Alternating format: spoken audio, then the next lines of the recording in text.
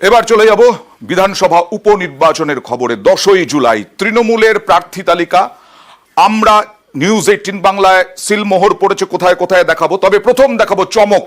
উপনির্বাচনে তৃণমূলের প্রার্থী তালিকায় বাগদা থেকে মধুপর্ণা ঠাকুর, ঠাকুরবাড়ির মেয়ে মমতাবালা ঠাকুরের মেয়ে মধুপর্ণা ঠাকুর হচ্ছেন বাগদা কেন্দ্রের প্রার্থী। অন্যদিকে কৃষ্ণ কল্যাণী রায়গঞ্জ কেন্দ্রের প্রার্থী হচ্ছেন। এখানেই সিলমোহর নিউজ 18 বাংলার খবরে। এছাড়াও রানাঘাট দক্ষিণ মুকুটমণি অধিকারী, এখানেও সিলমোহর নিউজ 18 বাংলার খবর। এবং মানিকতলা থেকে সুপ্তি পাণ্ডে। এর আগেই আমরা বলেছিলাম, দেখিয়েছিলাম, কথা বলবো প্রতিনিধি আবিরের সঙ্গে। আবির, কেন মধুপর্ণা, কোন অঙ্কে? প্রথমত হচ্ছে যে বাগদার মতো জায়গাতে নির্বাচনে লড়াই করতে গেলে সেখানে হচ্ছে মতুয়া ভোট ব্যাংকের একটা প্রভাব রয়েছে। সে কারণে হচ্ছে ঠাকুরবাড়ির সদস্য এই মধুপর্ণা তাকে বেছে নেওয়া হয়েছে। দ্বিতীয়ত হচ্ছে যে এতদিন পর্যন্ত বাগদা কেন্দ্রের যিনি বিধায়ক ছিলেন বিশ্বজিৎ দাস, তিনি যদিও 2021-এ বিজেপির টিকিটে সেখানে প্রতিদ্বন্দ্বিতা করে জিতেছিলেন, পরবর্তী সময় তিনি দল ছাড়েন, তৃণমূল কংগ্রেসে আসেন এবং তৃণমূল কংগ্রেসে আসার পর তাকে লোকসভা নির্বাচনে প্রার্থী করা হয়, সেখানে তিনি হেরে গিয়েছেন। সূত্রের খবর তৃণমূল কংগ্রেসের তরফ থেকে তাকেই প্রার্থী হওয়ার জন্য বলা হয়েছিল, যদিও তিনি এই মুহূর্তে প্রার্থী হিসেবে দাঁড়াতে চান না। তিনি চাইছেন যে সাংগঠনিক কাজে বেশি করে ব্যস্ত থাকতে। ফলে সেই জায়গা থেকে দাঁড়িয়ে নতুন মুখ, মহিলা মুখেরই সন্ধান করছিল হচ্ছে তৃণমূল কংগ্রেস এবং তারই প্রেক্ষিতেই এই মধুপর্ণাকে সেখানকার প্রার্থী করেছে। এবং মনে করা হচ্ছে যে মতুয়া ভোট ব্যাংক নিজেদের দিকে ফিরিয়ে আনার যে চেষ্টা তৃণমূল কংগ্রেসও করতে শুরু করেছে লোকসভা নির্বাচনের পর, তাতেই নতুন মুখকে ঘিরে তাতে তারা কিছুটা হলেও সফল হবে। আমি আসবো আবির। ঠাকুর বাড়ির সদস্য, তিনি আত্মবিশ্বাসী, ইতিমধ্যে দেওয়াল লিখন শুরু হয়ে গেছে। আর মহিলা ভোট ব্যাংক এবং মতুয়া ভোট ব্যাংক, এই দুটো ডাবল অঙ্কে মধুপর্ণা। কি বলছেন মধুপর্ণা, দেখি। তো মানে ভয় তো থাকবেই থাকবে, তাও তো মা আছে সাইডে, আমার পিলার আছে, সেজন্য আমার কোনো চিন্তা নেই। মা যেমন লোকেদের জন্য করে, সেরকম আমি চাই কি আমি ওরকম করি। পার্টির লোকরা আছে, ওরাই সবাই মিলিয়ে মানে ভিক্টরিটা পাওয়ার এখন মেন টার্গেট। মতুয়া সমাজের উন্নয়ন করবো, যা হোক, যতটুক হোক, আমি মানুষের জন্য আমার যতটুক আমার ক্ষমতায় থাকবে মানে জেতার পরে ততটুকু আমি লোকের জন্য করব। মানুষের কাছে কিসের ভিত্তিতে ভোট চাইবে? উন্নয়নের জন্য, মতুয়াদের উন্নয়ন হবে।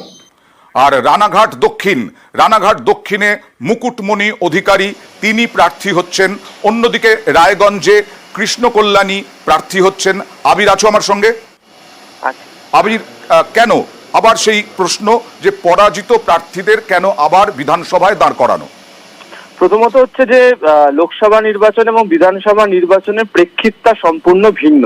তৃণমূল কংগ্রেস মনে করছে যে লোকসভা নির্বাচন যে ইস্যুতে হয়েছিল বিধানসভার উপনির্বাচন সেই ইস্যুতে হচ্ছে না, এবং যেহেতু এটি সরকার বদলের রাজ্যে অন্তত ভোট নয়, এক্ষেত্রে দাঁড়িয়ে বিভিন্ন এলাকার মানুষজন তারাও চান যে সরকার পক্ষের বা শাসক দলের বিধায়ক যদি সেখান থেকে জিতেছেন তাহলে সেখানকার এলাকার যে উন্নয়নের কাজ সেই কাজ অনেকটা হবে।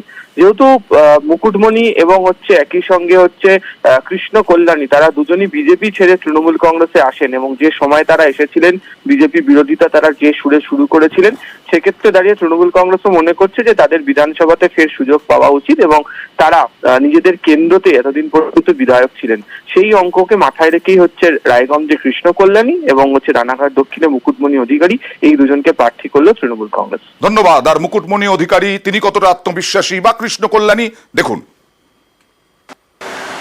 আমি অত্যন্ত আশাবাদী যে সমস্ত কর্মী সমর্থকরা এবং নিচু স্তরের নেতৃত্বরা আমরা একসাথে এই লড়াইয়ে নামবো এবং জয় ছিনিয়ে আনবো। সমস্ত স্তরের মানুষ আমাদেরকে ভোট দিয়েছেন, কিন্তু আমরা আমাদের নিজস্ব ভোট ব্যাংকে অনেক জায়গাতেই ভোট বাক্সে কনভার্ট করতে পারিনি। নিজেদের মধ্যে যে কমিউনিকেশনের গ্যাপ যেটা তৈরি হয়েছিল, সেই জিনিসটা আমরা এবার মিটিয়ে এবারের ভোটে ভালো রেজাল্ট করব।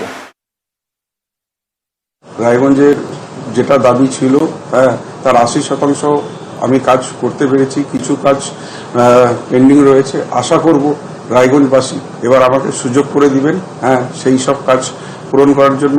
লোকসভা একটা আলাদা মেরুকরণে ভোট হয়, বিধানসভা আলাদাভাবে ভোট হয়। দল নিশ্চিত এটা পর্যালোচনা করবে যে কোথায় আমাদের ত্রুটি থেকে গেল। সাধারণ মানুষের পাশে দাঁড়িয়েছি, সেই জন্য দল আমার উপর আস্থা রেখেছে। এবার ভোটটা উন্নয়নের জন্য রায়গঞ্জবাসী আমাকে দেবে।